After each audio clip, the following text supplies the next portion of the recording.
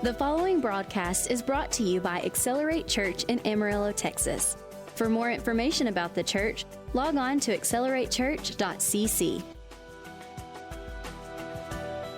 Welcome to the Accelerate Church radio broadcast. My name's Jeremy Fowle. I'm the pastor at Accelerate Church, and we want you tonight, 7 p.m. We're located at 4400 South Crockett in Amarillo, Texas. We have Wednesday night service every Wednesday and Sunday mornings at 10 a.m. There's also other ways you can get plugged in, but here's what you need to do right now. Go to acceleratechurch.cc. That's our website. It has all of our contact information, has sermons and many other things where you can watch live right there off of our website. You ought to check that out today. Don't wait. I am excited to come to you from our studios here at the church, and I have my friend, Pastor Chip Brim, with me. How are you today? I'm great. Thanks for having me on, Jeremy. Man, we're having fun. This week's flying by already. Here we are. We've covered a lot of ground, so people, if they've heard these broadcasts before today, they kind of know where you're coming from, but you've been around ministry your whole life. You were in coaching, coached a championship college-level team, even coached for the Astros. Yeah. And high school teams also. Anyway, have a background in coaching. And then we started talking yesterday, kind of got to preaching, so we didn't get to cover much ground about the transition from coaching to ministry. Let's just pick up there, and I want everyone to hear this because this is powerful, how you were able to transition from coaching professionally, being called by God into ministry. Your mom didn't help you. She's got a worldwide powerful ministry with Billy Brim Ministries. She smiled at you and said, "You're going to have to live by faith." Yeah. Just pick it up from there if you would. Here's the first thing I want to say to everybody. If he ever asks you a question inside and you hear this question, it's not because he doesn't know the answer, right? He's God. Right. And so I was coming out of church coaching, and we won our 10th championship, and we had a great year, and you're real excited. You go to church, you're giving God glory, everything's good. And I heard that inside of me. Are you seeking me? That's the question that I heard. Are you seeking me? Now, I knew that was in the Bible. And so I just kind of went down and got a piece of paper, and I wrote that down, and I thought, man, I wonder why am I hearing that? And so I went 1, I go to church, so I give a list. 2, I'm a good guy. 3, I don't do drugs, I don't cheat on my wife, blah, blah, blah. 4, 5, 6, 7, 8. Right. So I'm a good father, and all of that stuff. And then I just went on. I thought, well, I answered God, and he can go on being God, and I'm sure he's busy. And then later on, I sensed it again. About an hour or so later, I sensed it inside of me again. Again, that word sensitivity. I'm hearing, are you seeking me? And I went to my wife, and I asked her, and she gave me a list too. And I think, most people would give that list, and this is what I do. Yeah, I would say I am. And that would, And so then I heard it a third time and said, evidently not. So what I did was I called my mom, who's got a doctorate in Hebrew, and I thought maybe she might know something in that. And she said, well, I'll find some more out. And she called Rick Renner, who was a doctorate in Greek, and they both said the root word was the same in Hebrew and Greek. And got real excited. They came back and said, Chip, that word, the root word of that word, seek, means crave. And so he was asking me, are you craving me? Then all of a sudden, 2 verses popped up in my head. Matthew 6:33, seek ye first, priority. Mm-hmm. Champions know all about priority. You got to get your priorities right or you're not going to win, period. And so what's the priority? Seek ye first the kingdom of God and his righteousness, and all these things will be added unto you. So things are there. And then Hebrews 11:6, he's a rewarder of those who diligently seek him or crave him. So I thought that was interesting. Seek means crave, and in both of them, things and rewards. Right? Come on. Well, champions, that's why they do what they do, to win the ring. It ain't no thing if you don't win the ring. Second place is like kissing your sister. We love her, but come on, we want the homecoming queen. You know what I'm talking about. Let's don't go there. Oh, my. So anyway, seeking. So I said, so he asked me, are you seeking me like your champion teams seek the trophy? And I said, that ain't fair. I said that it's because I said I don't have time. And I just went, the record scratched. You know what I'm talking about? Yeah. That was terrible record scratch, by the way. I've heard something like that. Okay. It's all good. But I just gave an excuse to God. Yeah. Here I was praying for things and thinking, where are my rewards? You may be listening out there, where are my things? But God doesn't want you to do it for things. He's just a rewarder. He wants your heart. He doesn't want your list. You may give him a list of things you do, and that list to do what you're doing for God will follow your heart because you're craving him. He's not wanting your list. He's wanting your heart. Come on. And so I said, okay. I gave him my lunch period. It was 30 minutes.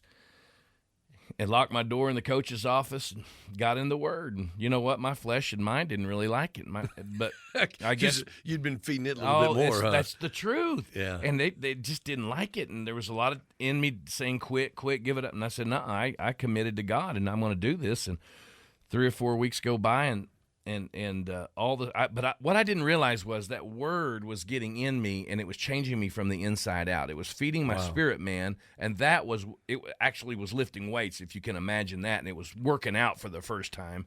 But you couldn't see it with your natural eyes. I couldn't see it. I didn't know what was going on. I was starving my flesh. I was and there were habits I had in the flesh that I no longer were there. It starved them out. Wow. Bad habits. And that's what happens when you feed your spirit. That's what happens when you get in that Word and you just keep feeding. And all of a sudden I get a phone call from my athletic director, and he said, Chip, I need to meet with you at this time. Well, that's the time I gave God. And I'm hanging on to this. I am not giving that up. I'm not giving it up. I didn't tell him that like that. I just said, sir, I can't meet you at that time. And I loved him. He loved me. We were great friends, godly man. But he was my athletic director, and I said, I can't meet that time. And he said, yeah, you're going to have to. No, I can't. And yes, you can't. No, back and forth. And finally, these words came out of my mouth, and I couldn't believe they came out of my mouth. I said, well, then I will have to find another job. Whoa. And I was like wanting to put the words back in my mouth. You're like, what did I just say? I know. And that was my spirit man talking. Wow. It overrode my mind and my soul and just that pushed boldness it down. started rising up. Oh, and I'm like, he goes, what'd you say? And I said, I guess I have to find another job. I got to resign. We had just won a championship. He said, well, I didn't know. Well, okay, we'll move it. And I said, oh, thank God, We'll move it. He decided. Huh? Yeah, so we move it. And I hung up the phone, and I heard the Lord say inside of me, now's the time. He said, for the first time in your life, you're seeking me. Wow.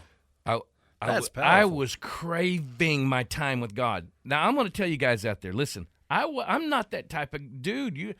Everybody knows my mom, but my dad and I was a Christian all my life. I was 35 years old at the time, and I didn't crave reading the Bible, all right? I'm just going to tell you. I just didn't, crave it. And but, it's not going to fall off on top of you like ripe cherries off a tree, Brother Hagin used to say. You get in there. And just like a champion in practice, and you get in there, and you get in that weight room, then all of a sudden change starts happening, and I couldn't give that up. I couldn't give my time up. And my life changed, and my personality changed. And I wanted more of God. I wanted more revelation. I wanted more Word. I wanted more, You were literally craving it where you couldn't get enough. I was craving it. See, that's something about crave is and I know a lot of people know the word crave, but you just can't get enough of something. Right. Like it just isn't satisfied. Like I've got to have more. It's powerful. Wow. It's so powerful. Think about it this is an area you probably don't want to talk about, but it's still the power of crave is an alcoholic or a drug guy on drugs, and they'll do things out of their mind because of that craving, that power of craving. We crave different things such as food or whatever it may be, but you'll do whatever it takes to get it. Drive all the way across town to go to your favorite burger joint, right? Yes. Or you're planning a trip and let's take off over here. Remember that restaurant? Yeah. And specifically making your plans because of a craving. Yes. Well, how do I get there? I'm not there. And again, like I said, I wasn't there. And I didn't realize it was happening. But God knew. Yeah. And he also knew that, Chip, if I can get you to do this like your teams do it, because your teams know about it. They'll get up 3 a.m. and work out if you call them and told them. For throwing a ball, Because they know that what we do wins championships and it gets rings. Yeah. And so they'll do it. They'll run through a brick wall, literally. I mean, that type stuff. And so we knew all about Crave. Champions know Crave. Trust me. Anybody who ever holds up a belt, a trophy, a ring, whatever, they crave it more than everybody else craves it. Yeah, have you ever seen anyone win, maybe it's MVP, maybe it's a national championship of whatever sport it is, and in the interview they ask them, wow, well, how did you get here? And they answer, I don't know. Yeah. I've never seen that. Yeah. I've never even heard of that. You know what I mean? I don't know. It's crazy by accident. I just woke up and was here. Wow. We won the whole thing. I can't believe it. So think about this. If that's true in sports, think about with God, because there's a day that he's going to reward each one of us for what we've done in our bodies. He is a rewarder. He's a rewarder. And so what kind of reward are you working towards? Yeah. Some people think it's bad to look at God for the rewards, but he's the one that said, prize-minded. In the verse in Hebrews, you referred to it, 11:6, without faith it's impossible to please him. He brings up pleasing him in this verse. Yeah. You must come to him and believe that he is God and that he's a rewarder of those that diligently seek him. Yeah. So part of pleasing God is that he is able to reward you. It sounds like to me when I put that whole verse together. Prize-minded. I think about David. 3 times he asked, what's the winner get, right? I think about... That's true. It is. He did when he was facing Goliath. What about Jesus in Hebrew? It says he endured the cross for the joy of the joy set before him. Yes. He endured the cross. And the Amplified says the prize. Yeah. It absolutely does. And we were, or his trophies or something like that. But we were on his mind when he went. That's what got him through that. Because of that. See, champions do that. They're prize-minded like that. Yeah, they can press through some opposition. Right. Press through some difficult times, knowing that, hey, I've got my eye on something, and it's not the difficult time. Yeah. It's not the sweat. It's not the soreness that I'm dealing with. There's something that I want. That, I did a study, I didn't do a study. I read a study on grit. There's a great book on grit out there, and it wasn't a Christian or anything like that. But anyway, they're connecting grit to prize-minded. They're connecting that. They took, it wasn't Navy SEALs. It was the cadets, the West Point. And you're getting the top people from all over the country, right? And they're the tops and everything. And so, but 20% of them quit every year. Well, why do the 20% of the tops quit? It's not because of talent. They're talented. It's not because of ability or intelligence or anything like that. They all have it. What is making them quit? And they're the best. And they said it was grit. They lacked grit. Well, they had somehow through the brain connected that long-term goal, that prize, that whatever. That's why that grit wouldn't kick in. It's a very interesting thing. But so Jesus had us on his mind on the cross, and he was able to grit through that. And he was sweating blood. He went to a point that actually some doctors I've heard him say is not physically possible, but he did it for us. Yes. Wow. Hey, you're listening to the Accelerate Church broadcast. We're just getting started, but we got to go today. We're out of time.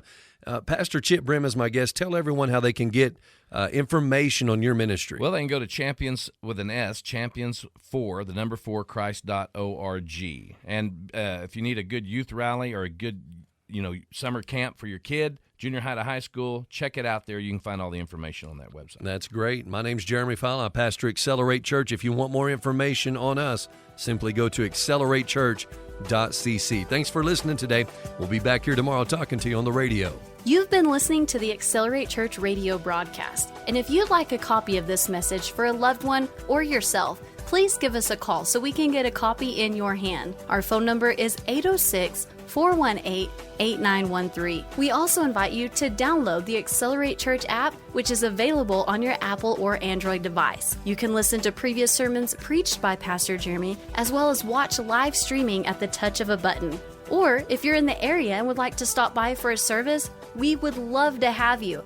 We're located at 4400 South Crockett Street in Amarillo, Texas.